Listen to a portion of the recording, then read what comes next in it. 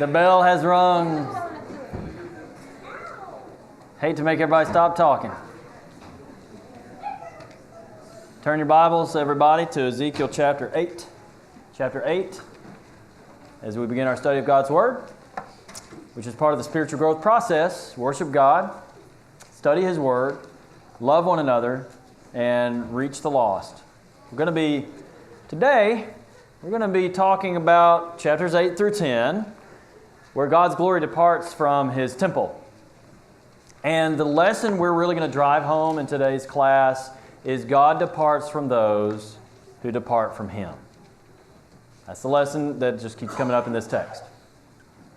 Before we begin our study there, I just want to real quick review the message of Ezekiel and of Daniel so we don't forget. What do we say is the kind of the summary message of Ezekiel? It starts with an E. Exiles, what do they need to do? They need to repent. Exiles need to repent. That's what Ezekiel's trying to get them to do all through the book. What about Daniel? What do we say was... Now, you may not remember that entire acronym, but maybe you can at least remember what D stands for. You remember what D stands for? Or the entire thing? Nobody? Dominion. All right. Thank you, Rory. My twin in the back. I call him my twin. Dominion. So God's dominion above the nations in an evil land. That's the acronym. If you don't remember that whole thing, just remember dominion. It's about God's dominion over the kingdoms of the earth. So there you go. Let's not forget that, because if we come away from these books and we don't even remember what the main message is, then Brian and I have not done our jobs. So we want to make sure, try to help you remember that. So as we dive in here to chapter 8, in this first section, verses 1 through 6, we see the first of 4 abominations that we're going to see in this chapter. So Ezekiel is taken by vision, and let's just go ahead and read, starting in verse 1. We'll read this whole section here through verse 6. It came about in the 6th year, on the 5th day of the 6th month, as I was sitting in my house, so he's in captivity, but he's got his own house, with the elders of Judah sitting before me, that the hand of the Lord fell on me there. Then I looked. So he's still sitting in his house, but God is showing him all this. And behold, a likeness as the appearance of a man. From his loins and downward there was the appearance of fire, and from his loins and upward the appearance of brightness, like the appearance of glowing metal. That is the same description he gave to Yahweh in chapter 1. So I believe that's what's happening here. God is appearing to him. Verse 3, he stretched out the form of a hand and caught me by a lock of my head. And the Spirit lifted me up between earth and heaven and brought me into the visions of God to Jerusalem, to the entrance of the north gate of the inner court, where the seat of the idol of jealousy, which provokes to jealousy, was located. And behold, the glory of the God of Israel was there, like the appearance which I saw in the plain. Then he said to me, Son of man, raise your eyes now toward the north. So I raised my eyes toward the north, and behold, to the north of the altar gate was this idol of jealousy at the entrance. And he said to me, Son of man, do you see what they are doing, the great abominations which the house of Israel are committing here, so that I would be far from my sanctuary? But yet you will see still greater abominations. A few things to point out in this section. First of all, it mentions in verse 1 the year. This is the 6th year. The 6th year of what? The captivity that began in what year? Come on, y'all. 6006. All right, that was the first. That's right. So 605, 606 was the first phase of the captivity. Daniel was taken to that. The second phase was in what year? 597. Okay, now I want you to just kind of sketch that in your, like put that in your head. 597. Try to remember that, please. So 605, the first phase of captivity. 597 was the second phase of the captivity, okay? That's when Ezekiel was taken captive. That's when Jehoiachin, the son of Josiah, who was king at that time, was taken captivity. So in chapter 1 and verse 2, when that vision happened to Ezekiel, what year was that? What year of Jehoiachin's exile was that? Y'all remember? It was the 5th year. So this is the 6th year, so it's just the next year, okay? So, sorry I had to use so many words to say that. It mentions that he took him to the entrance of the north gate of the inner court. Now let me just kind of explain the temple setting for you a little bit, Solomon's temple. So we have an outer court, that great or outer court you see, and then up on a higher level was the inner court. And so we're talking here about the gate to the inner court that he's being shown here. And by the way, this is kind of what it may have looked something like. And these gates had chambers within them, kind of rooms within the gates, okay? And so it is outside of that gate where we're talking about, right out here in this outer court area, there is this idol. There's an idol right there. What's so crazy about that? This is where all the people would congregate. You know, they would congregate in all this area. So there'd be tons of Jews just out here. Now, of course, this is a vision. But the idea, you know, we go back to Josiah. Remember what Josiah restored the temple worship and everything. And then after he died, that was all just reversed. So that now this very gate here is called the altar gate, because there's an altar to a false god. We don't know what god this idol of jealousy is, but obviously if it's called an idol of jealousy, why do you think it's called that?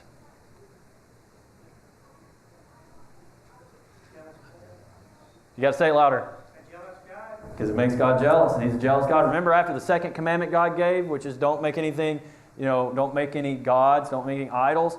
In Exodus 20, verse 5, God said, "You shall not worship them or serve them, for I, the Lord your God, am a jealous God." He's a jealous God. And so this is an idol of jealousy right here on the temple grounds. Really an abomination. Just unbelievable. Question: what things do God's people do today that make Him jealous? We may not have an idol of jealousy, or we may in some different form. Can you think of some things, specific things that people do today that make them jealous? Terry? Time. Don't set aside enough time. We prefer to do other things. Yeah, God needs, He deserves the first fruits of everything, including our time. Okay, that's a good point. It speaks to me because I'm busy. I'm a busy man. Did you say something? Yeah, I was going to say that covetousness is idolatry. Yes. So anything that we put before God. Yes, Paul says covetousness is idolatry. Anything we put before Him, anything that we covet in our heart. Yeah, so we've been talking a lot about this idea of idolatry, over the past couple of quarters. Debbie? Well, I was just thinking, when you go to church on Sunday, how many people do you see on the road flocking to church, But they're doing so many other things. They're going fishing, they're going to sports events, and, God's probably just sitting and having crying going, what's going on here? You think God at least deserves Yeah. these few hours that we can give to Him on the Lord's day? Yes, absolutely. So those are some great thoughts. So to go back to the main idea we're driving home, God departs from those who depart from Him. So they have departed from Him, and they're turning to idols, and we're going to see Him departing from the temple.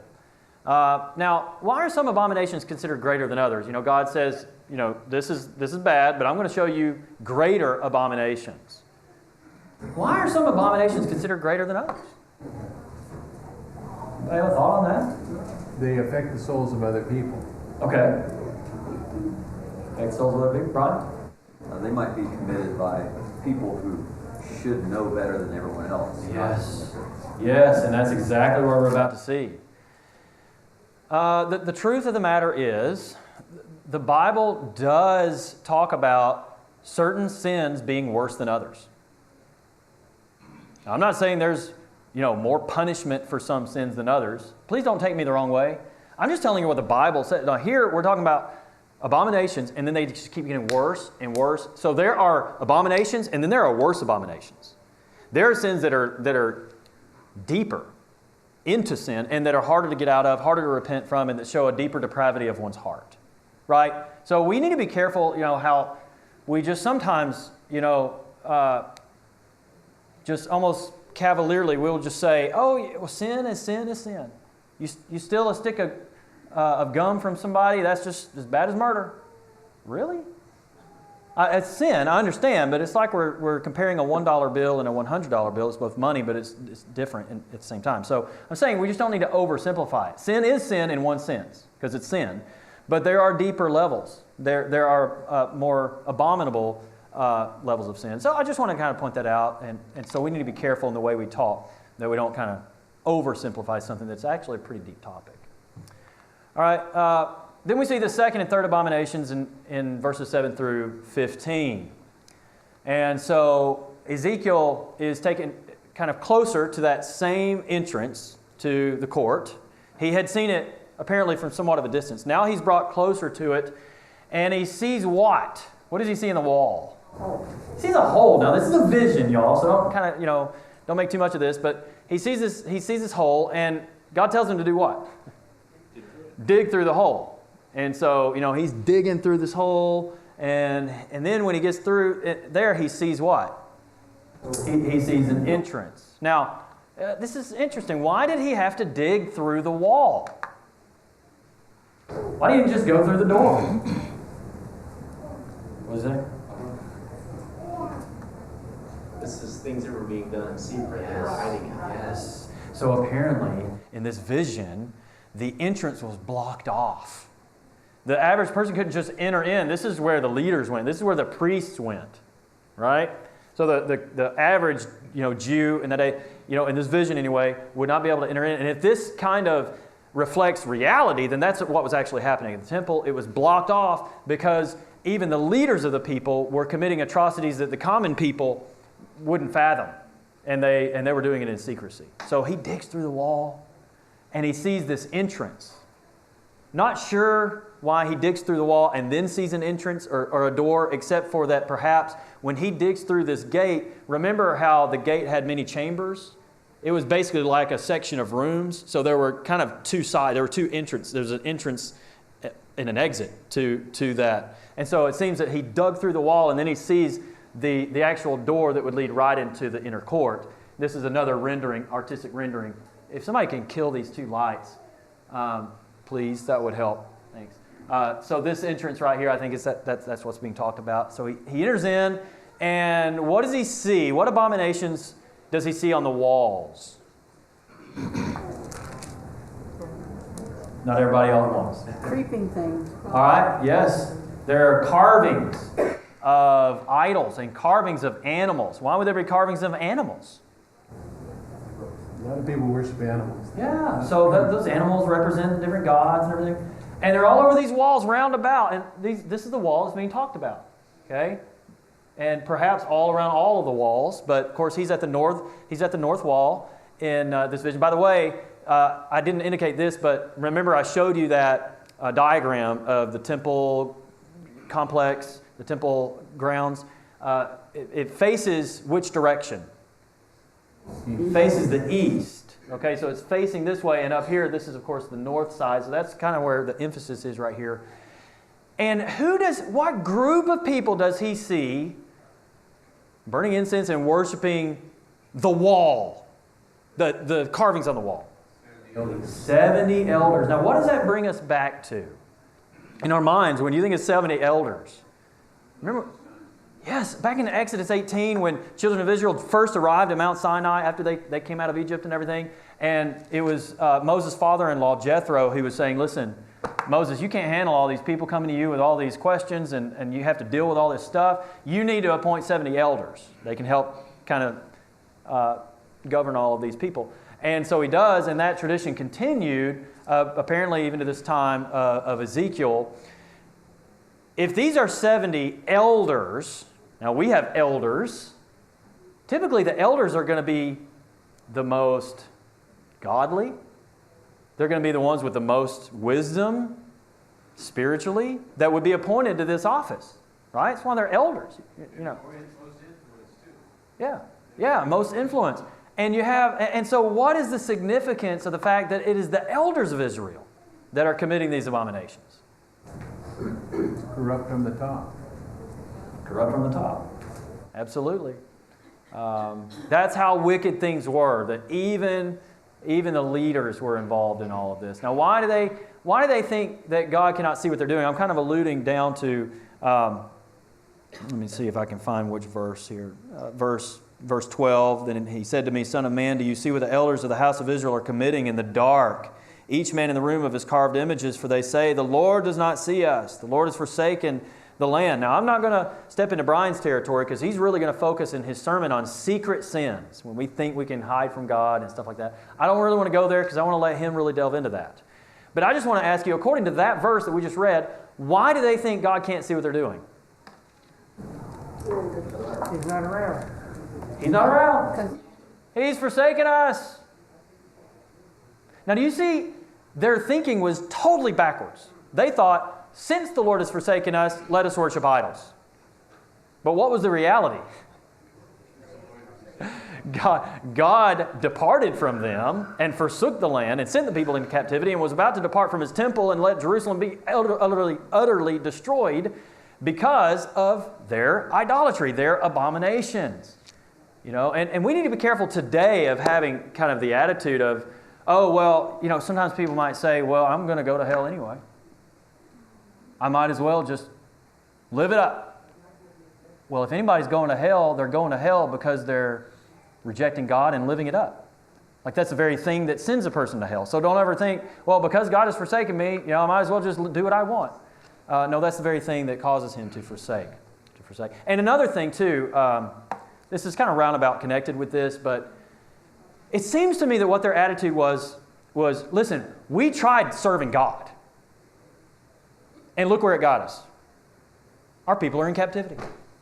And we prayed to Him to deliver our people and bring back the remnant. But has God helped us at all? No. And so, since God isn't going to help us, we'll turn to other gods and see if they'll be of any help. I don't know what that dinosaur was that we just heard. So, you know, we need to be careful of having an attitude of sort of, well, I'll serve God if I get something out of it.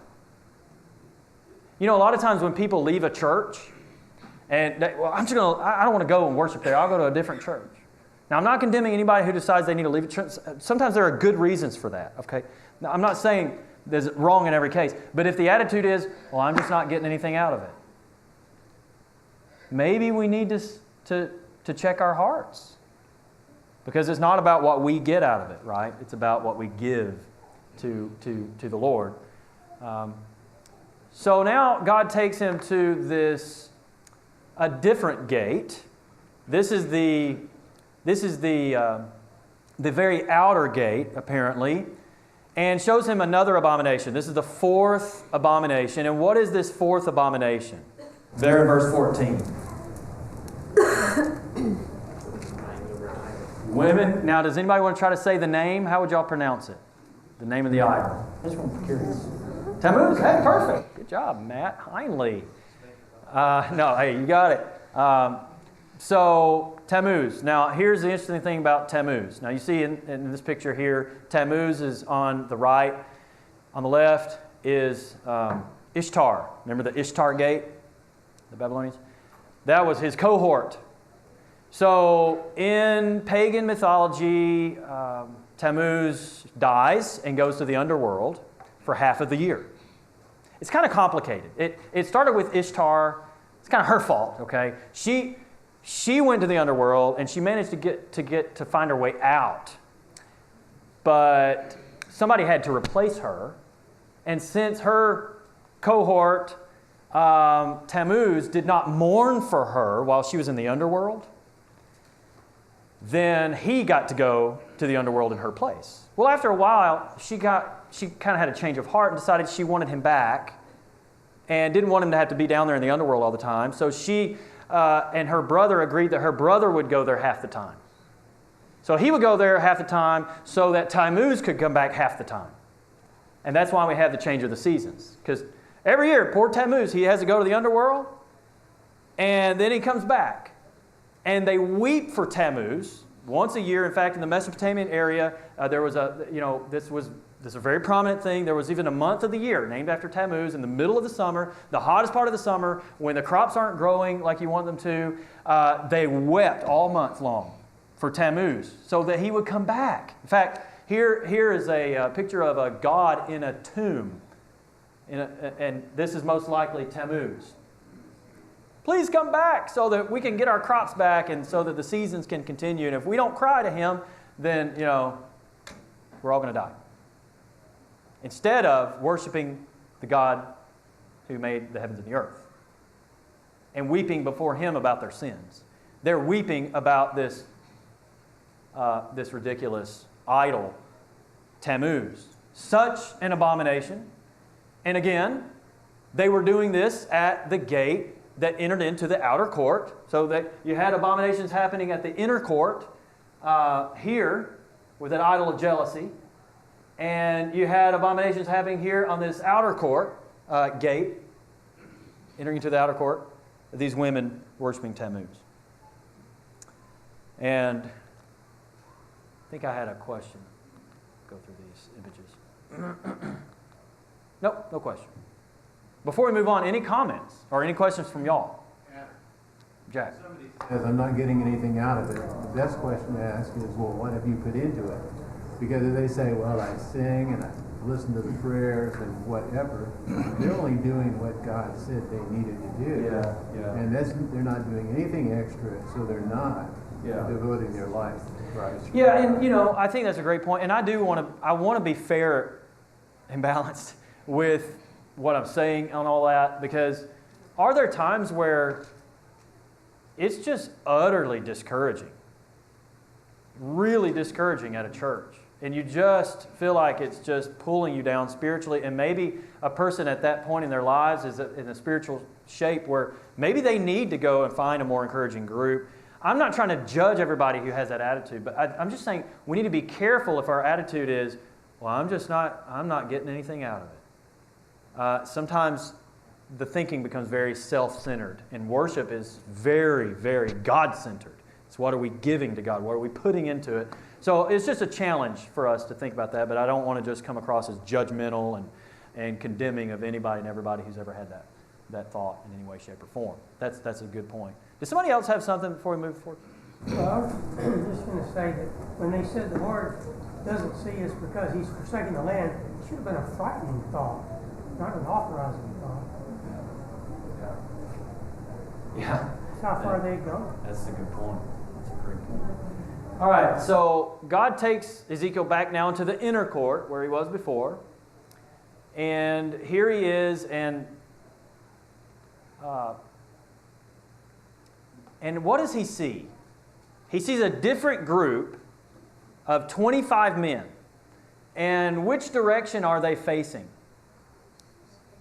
They're facing the east. Remember, the temple faces the east. So if they're facing the east, facing the sun, they're worshiping the sun. Like what kind of people worship the sun? The Egyptians. They're doing what the Egyptians do. Where is their back turned? To the temple. They're standing right in front of the temple, between the temple and this brazen altar. And some commentators suggest that these 25 men are priests. There are 24 orders of priests, so there would be 24 priests over those 24 orders, and then there would be a high priest. So 25, but Ezekiel doesn't call them priests. Maybe they don't deserve the dignity to be called priests. Because Ezekiel was a priest. Now imagine, being Ezekiel and seeing these atrocities in the temple, when for all rights he deserved to be there worshiping and serving the Lord at the temple. And he's seeing all, it's got to break his heart. And these men are bowing down to the sun. In what ways do some Christians turn their backs on God today? We've already kind of touched on some. Anybody who hasn't answered want to throw in a thought here? God has done everything for us. In what ways do we turn our backs on Him? When we don't recognize that God gave us those things. Yes. Yeah, we don't recognize that we don't return thanks back to Him. It can be a simple thing. It doesn't have to be idolatry, but just by not returning gratitude to God who gave us all things, we're turning our backs on Him and saying, yeah, thanks for everything, God. I'm going to turn my attention to bigger and better things like the sun over here instead of the God who made the sun. That's a good thought. All right, any other thoughts? Jared and then Dan? Like you Something you just said made me think about, like how we are, watch the sun and kind of turn our backs on the person that created it. I think that a lot of times in today's society we worship the creation rather than the creator. We go out into nature and we experience the nature, but we forget who actually made that nature in the first place. So Absolutely. And it seems like there's a passage in Romans 1 that talks about that. How the Gentiles, they worship the creation instead of the creator. And so God turned them over to their choice, their abominations. Good. Dan, what were you going to say, brother? For me, it's been keeping my eye on opportunities. So when you have the ability, but God keeps putting this ability in front of you, but you just don't want to see it or don't want to do it, whether it's a spiritual one or if it's even career related. We sometimes get cowardly and look the other way, or, well, somebody else could do that better or whatever. Yeah, that's a good point. And, I've had to do a lot of self-reflection. Y'all know that I am choosing possibly a new career path and pursuing that. But I don't want to stop preaching. And don't you know that's been a struggle in my heart to decide, I want to make sure I'm doing this for the right reasons, make sure that I have the right motives doing this, and make sure that I'm still wanting to be used by God. But certainly, we don't want to ever turn our backs on God in whatever choice we make, career-wise or in any other area of life. A lot of meditation, thought, and prayer needs to go into those decisions for sure. Terry? At the end of verse 17, what does that mean where he says they're putting the twig to their nose? Well, I don't know. I didn't really study that particular verse in detail, but there's some of these pagan rituals that we just don't know a lot about. Yeah, but his readers understood what that was, so I may have to go back and try to find you a better answer, or a answer, because that wasn't an answer at all. Okay. Hey, nobody knows, so I don't feel bad. All right. Sorry, we got to keep moving here. Now let's go into chapter 9. Chapter 9, God commands destruction. Okay, so the same gate we've been talking about, this north gate coming into the inner court, God commands these executioners to come. How many of the executioners are there? 6. There are 6, and they've got their weapons of slaughter. It doesn't say what those weapons are, but I'm picturing some pretty awful looking things. And they come in, and there's a 7th. So there's a 7th man that's not one of the executioners, but he's dressed how? It's a scribe. Yes, he's wearing linen garments, and he's got an inkhorn, and he's dressed as a scribe. He's a scribe. So we're going to find out what his role is and why he's there. But there's these executioners. They enter in this vision. They enter in through this north gate. They come and they stand by the brazen altar of sacrifice. And God's glory departs from the cherub and goes to the kind of the porch area on the front of the threshold of the temple. Now it says it departed from the cherub. That could be the Ark of the Covenant where his glory had been for a long time, of course. Or it could be talking about the cherubim. We're going to talk about those 4 cherubim, and God's glory is often mentioned as being over them. That's where God was. Okay, so I don't know exactly, but we have God's glory that's now on the front here of the temple, like he's about to depart. And I don't know exactly what it means that his glory was there. I mean, we have mentioned the idea that there was a cloud that filled the court. There was bright light. The brightness of the Lord filled the court. So often, like with the temple and the tabernacle, God's glory was expressed with the cloud.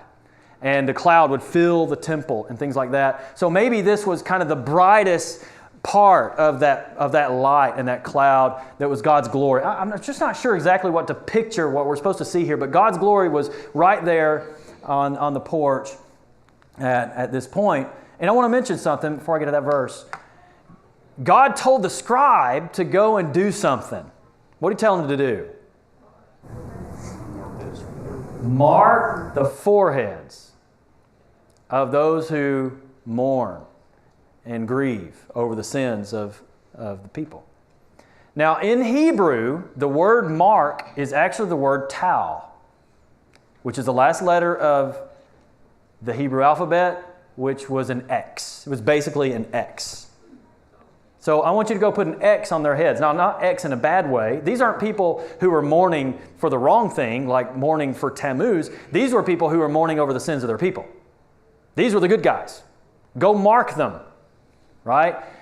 We have several passages in Revelation that kind of harken back to this passage in Ezekiel chapter 9. So, for example, in Revelation 7, John saw an angel ascending from the rising of the sun, and he was speaking to these 4 other angels who were kind of holding back God's destruction from the 4 corners of the world, saying, "Do not harm the earth or the sea or the trees until we have sealed the bondservants of God on their foreheads." If you're not a student of the Old Testament, that passage doesn't have as much meaning. But if you're a student of the prophets, especially the prophets, the book of Revelation comes alive in ways that it did not before. So I just wanted to kind of mention that as a side note. Why are the righteous marked in this vision? So they won't be hurt? So they'll be spared, right? Do what? The doorpost. Right, with the angel of the Passover. Yeah. Mm-hmm. Yeah, God would pass over those homes. So God would pass over these individuals. They would not be punished. Do you think there's a lesson there for us? Okay, we should stand out, be marked in that sense. Jason? God knows and can identify His own. Yes. He knows who are His, and though the majority of the world is going down the wrong path, and in the end, unfortunately, will experience the destruction of God, God will spare those who are marked, those who are righteous. So we need to make sure that we have that mark ourselves, so to speak. Not that it's a literal mark. These were individuals who are grieving about the sins of the Jews around them. What are some indications that a Christian is sad about the sins of our culture? If you're sad and grieved over the sins around us, or even the sins among brethren, what are some indications in your actions and in your attitude that you are grieving over that sin? Deborah? You pray for those people. You pray? Yeah. What else? You'll try to change what's happening. Yes. You'll try to change it. You won't just go right along with it like, hey, this is great. In fact, what our culture does and what they tempt us to do, and if we think we're not influenced by our culture, we probably need to re-examine ourselves, is they glorify sin. It's glorified. It's exalted, right? Remember what Amos said? They call what is evil good and what is good evil. And if you are grieving, if you are really upset about the sins around us, you're not going to glorify sin. You're not going to make excuses to allow it in your life. You're not going to be passive about it, right? You're going to do something about it. All right, good thoughts. Now, why do you think God wanted the destruction to start at the temple? You see there in verse 6, he says, utterly slay old men, young men, maidens, little children, and women, but do not touch any man on whom is the mark, and you shall start from my sanctuary. Why did God want the destruction to start there? Because that was a greater sin that the priests were leading the people astray. I think so. And to show His utter, anger, His abhorrence of these abominations committed even at His temple. That's where the destruction is going to start. Terry, were you going to say something? That's what I was about to say. Oh, okay. Okay, good. So, by the way, this passage in 1 Peter 4 says, "For it is time for judgment to begin with the household of God." It almost certainly has as its background this passage in Ezekiel 9. Now, that's a totally different context that I don't have time to get into. Peter's actually making a very different point. But the words there and the idea, the concept, I think derives probably, most likely, from this passage in Ezekiel 9. The slaughter then begins in the kind of the middle of verse 6. Who do they start with? These executioners. Who do they start with on their destruction? Those 70 elders. They're the first ones to be slaughtered. And I mean, in the vision, Ezekiel's seeing all these gory details. He's just seeing these people just get slaughtered. And then, Ezekiel has a problem. He prays to God. What does he basically say to God?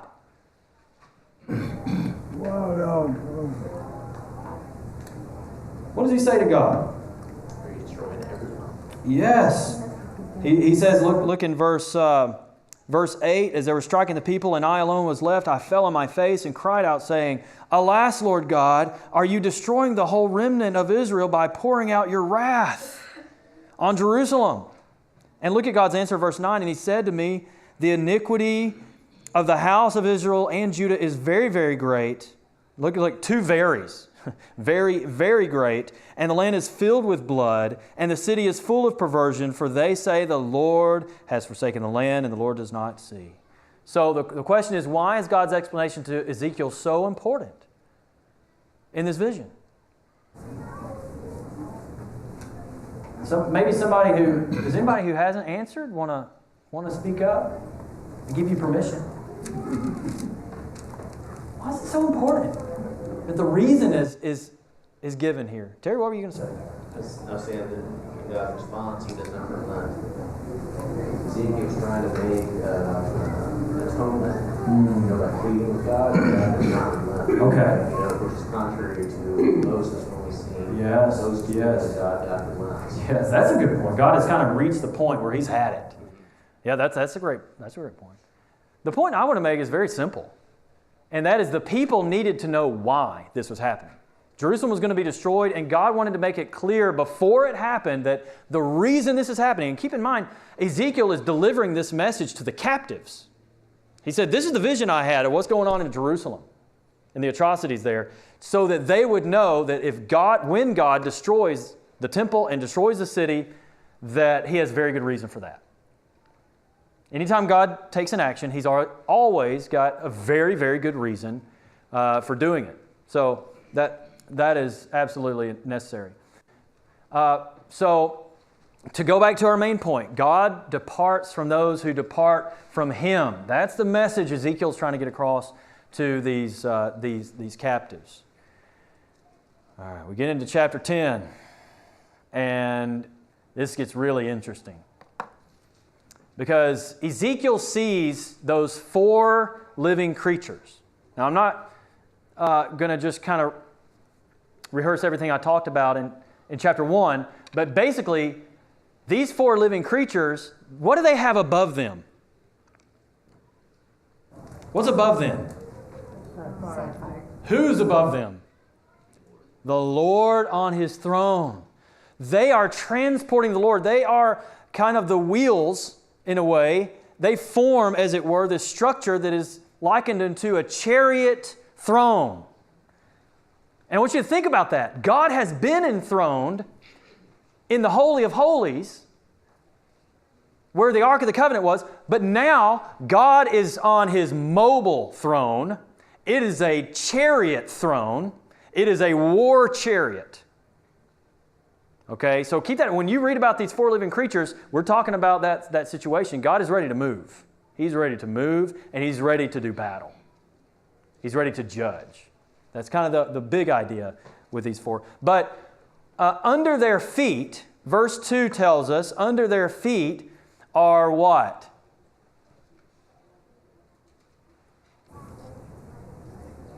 Somebody. Coals. And why? I mean, what is the significance? What do you think that the coals under the cherubim represent? Hell? Okay, you said hell. Good. Cleansing, fire, cleansing. Cleansing or fire. I think Terry was mouthing wrath. Is that what you were mouthing? Yes, yes. I think wrath is the idea. In fact, remember what the bottom half of these cherubim, what it looked like? Fire. In the bottom half of the Lord Himself in the vision. And their feet were like burnished bronze. In other words, metal that is really, really hot, gets red. So whatever their feet touch will burn. That's the idea. Anytime you read about feet being like burnished bronze, like even Jesus in Revelation 1, the idea there is of judgment and of wrath. So under their feet that are burning, there are coals. And God tells this poor scribe, go and get those coals that are under the feet of these cherubim. So it mentions there in verse 3 that the cherubim are on the right side of the temple, which is the south side. It appears that they're trying to get as far away as they can from those abominations on the north side. So they're on the south side, on the right side of the temple. And God's glory is upon them, but then it goes back to the threshold again, where it had been. And it's just an interesting idea. This is the last time we read about God's glory being on the threshold of the temple. Why do you think God's glory moved to the threshold of the temple at this moment? This is the last time. This is right before His glory is about to depart. Does anybody who hasn't answered yet have a guess as to why you think God's glory moved to the threshold at this moment? It's just a guess. It's just speculation. There's no wrong answers, y'all. So just whatever you think.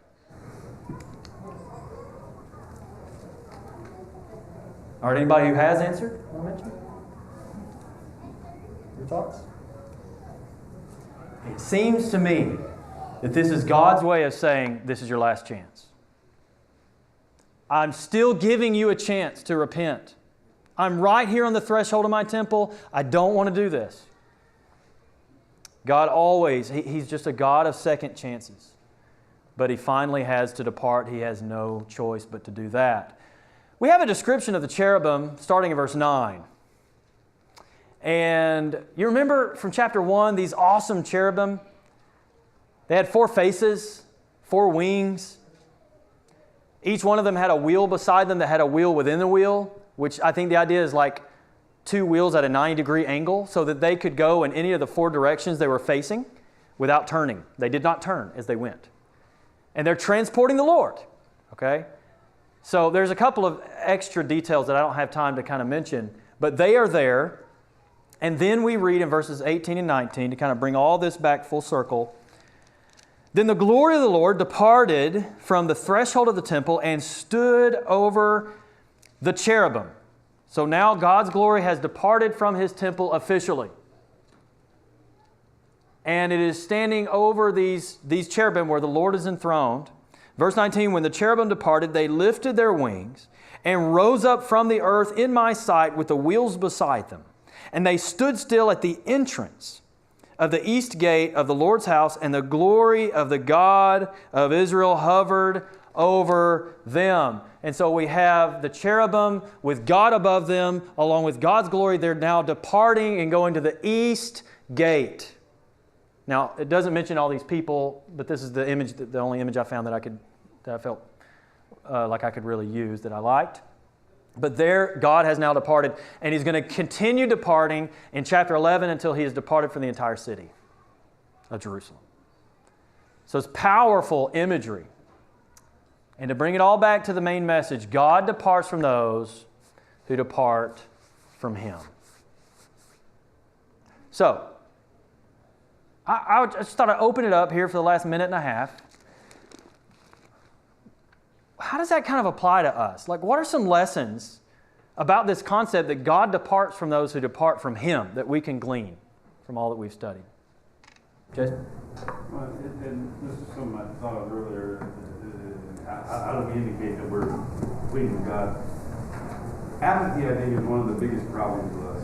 And make no mistake, when we are apathetic towards God, we have departed from God. And I mean, we can all quote Revelation where he said, I would that you were either hot or cold and not lukewarm, but because you're lukewarm, I'll spew you out of your mouth. Yeah. Lukewarm is being apathetic towards God. Amen. Good thought. Anybody else? Matt? I was thinking about your question about being sad about sin, and then in 9:8 where he's crying out, there's a lot of evil in the world and things that are disgusting and abominations, but we need to be careful that we're not wishing destruction on certain groups of people or certain activity. Like, this is terrifying. God's wrath is terrifying. We should be weeping. Yes. Everyone has a soul. Everyone is God's creation. We don't need to be wanting anyone. Yeah, get him, God. No. Yeah. We need to be reaching out and trying to snatch out of the fire. Absolutely. That's a great thought. All right, appreciate it. I did not mean to cause any embarrassment earlier. I thought that I had heard something in one of the kids' classes, and that's what I was referring to, and I realized after that I think I was wrong about that, so I didn't mean any embarrassment there. Please read through page 41 and study, don't just read, but study Ezekiel chapters 11 and 12 for Wednesday. All right, thanks everybody.